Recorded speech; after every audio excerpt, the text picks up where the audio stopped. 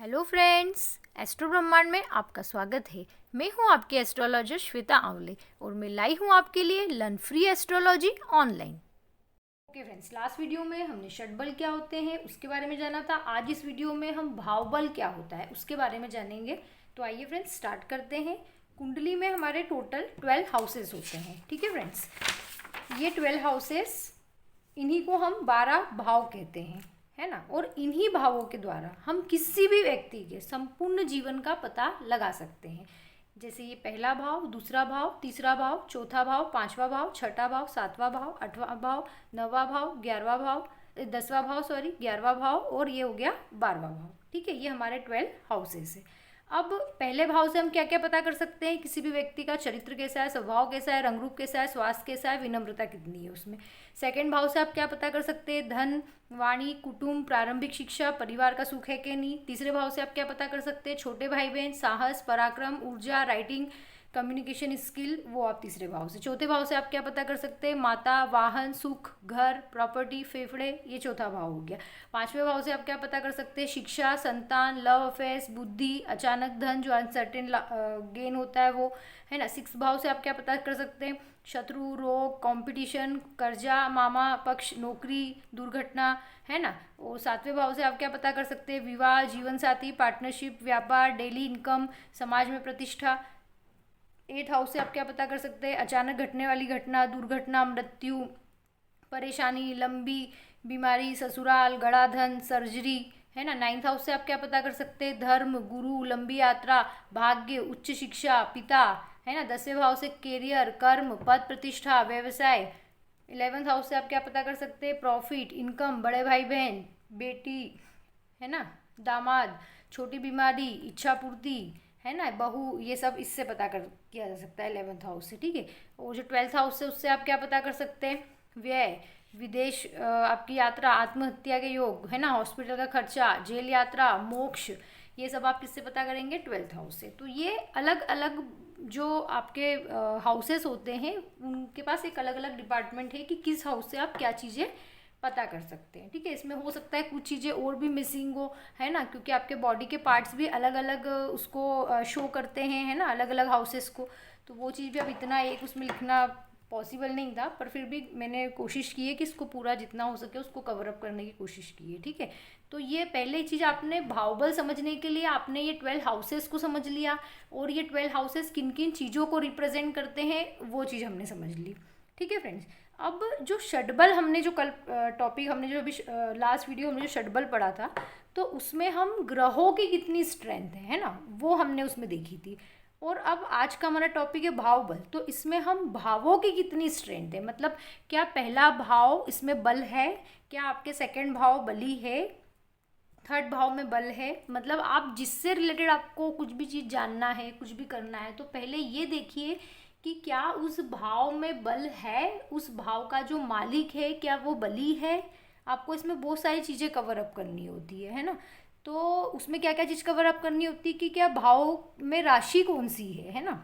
अगर आपको मान लीजिए कि माता के घर का पूरा चीज़ आपको देखना है ना, तो आप पहले ये देखिए कि इसमें कौन से नंबर की राशि लिखी है, उसका जो स्वामी है वो कहाँ बैठा है और किस स्थिति में है, कहीं अस्त तो नहीं है ना। जो भाव में ग्रह कौन से बैठे हैं, मान लीजिए यहाँ पे इसका स्वामी शुक्र हो रहा है ना, और यहाँ पर आके मान लीजिए राहु बैठा है या कोई भी दूसरा ग्रह बैठा है, तो मतलब कौन से ग्रह यहाँ पर बैठे हैं आपको वो भी देखना है, और इसका खुद का स्वामी कौन सा है वो भी देखना है। यहाँ पर राशि कौन सी लिखी है वो भी समझना है। शुभ ग्रह बैठे हैं कि पापी ग्रह बैठे हैं, है ना। भाव को कौन से ग्रह देख रहे हैं, है ना। भाव का कारक ग्रह कौन है, हर भाव का अपना एक अलग कारक ग्रह होता है। उस पर भी एक वीडियो में बनाऊंगी फ्रेंड्स, तो आपको वो चीज़ समझ में आएगी कि कौन से भाव का कौन सा कारक ग्रह होता है ना। तो और भाव के स्वामी के साथ कौन से ग्रह बैठे हैं, मान लीजिए शुक्र आपका यहाँ पर बैठा है ना, तो इसके साथ कौन से ग्रह बैठे हैं। तो ये सारी चीज़ें मिला के आपका भाव बल तय करती है। और ये 3 प्रकार के होते हैं भाव बल, है ना। 3 प्रकार के कौन कौन से होते हैं? भावाधिपति बल, है ना, कि भाव का जो भी अधिपति है उसका बल कितना है।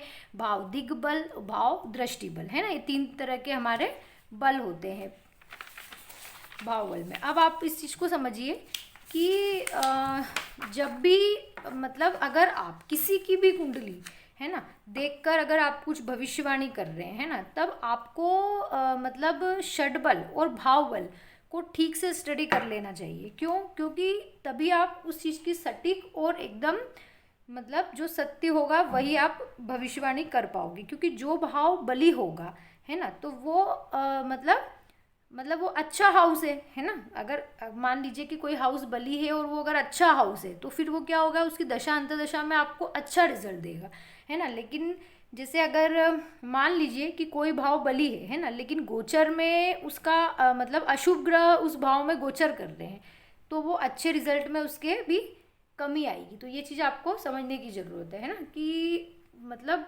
आपको ये देखना है कि आप कुंडली में क्या चीज़ देखना चाह रहे हो, तो उसका भाव में कितना बल है, और उस भाव का जो अधिपति है तो वो भी बली है कि नहीं, वो आप षडबल में देखेंगे।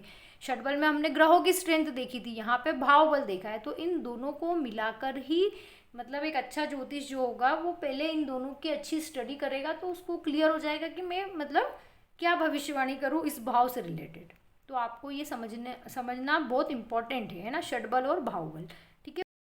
ओके फ्रेंड्स, अब हम ये भावबल का ग्राफ जो है इसको समझ लेते हैं। आपने किसी भी जो भी आपके जो भी सॉफ्टवेयर होते हैं ना, उनमें आपने देखा होगा कि इस तरह का कुछ ग्राफ बना होता है ना, षडबल का, भावबल का। तो इसको कैसे देखते हैं, है ना, उस चीज़ को आप समझिए, ताकि आप आपकी कुंडली में इसको अप्लाई करके आप समझ सके कि आपकी कुंडली के अकॉर्डिंग आपका कौन सा भाव बली है ना, उसको समझने के लिए।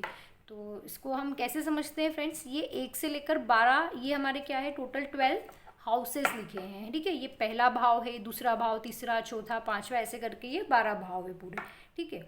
अब जो ग्राफ जितना बड़ा है मतलब वो भाव उतना बली है ना। 1 नंबर से 12 नंबर तक इसमें नंबरिंग होती है। ठीक है, 1 नंबर मतलब वो भाव सबसे ज़्यादा मजबूत है, 2 नंबर मतलब उससे थोड़ा कम, 3 नंबर मतलब उससे थोड़ा और कम, 4 नंबर मतलब थोड़ा और कम, ऐसे करते करते जिसमें 12 नंबर लिखा है ना, मतलब वो भाव सबसे ज़्यादा निर्बली है ना, कमज़ोर है वो भाव। तो इसको इस तरह से देखते हैं। जैसे अब इसको समझिए, आप पहले भाव में 2 नंबर लिखा है, मतलब ये भाव बली है, अच्छा बली है, 2 नंबर। ठीक है। दूसरे भाव में यहाँ पे क्या लिखा है, 8 नंबर, मतलब ये भाव वीक है। तीसरे भाव में कितना लिखा है, 1 नंबर, मतलब तीसरा भाव क्या है, बहुत बली है। चौथे भाव में क्या लिखा है, 5 नंबर, मतलब चौथा भाव कैसा है, कम है थोड़ा, है ना।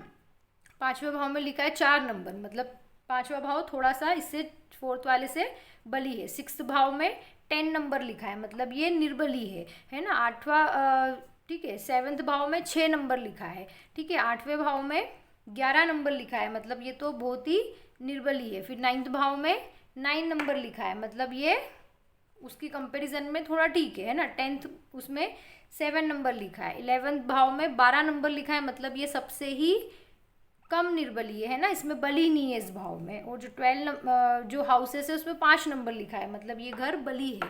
तो जो भी आपको भाव के रिगार्डिंग आपको जो भी मतलब कुंडली में जो भी चीज़ें आपको देखनी है, तो आपको उसका षडबल देखना होगा, आपको भावबल देखना होगा, तभी आप सटीक भविष्यवाणी कर सकते हैं कि वो मतलब वो भाव और वो जो ग्रह है मतलब वो फल देने के लायक है भी कि नहीं आपकी कुंडली में, है ना, उस सिचुएशन में, उस कंडीशन में है भी कि नहीं। तो ये षडबल और भावबल से ही जाना जाता है। तो ओके फ्रेंड्स, अगर आपको मेरा वीडियो पसंद आया हो तो मुझे कमेंट्स कीजिए, लाइक शेयर सब्सक्राइब करना ना भूलें। My next video will be uploaded soon. Thank you so much for watching.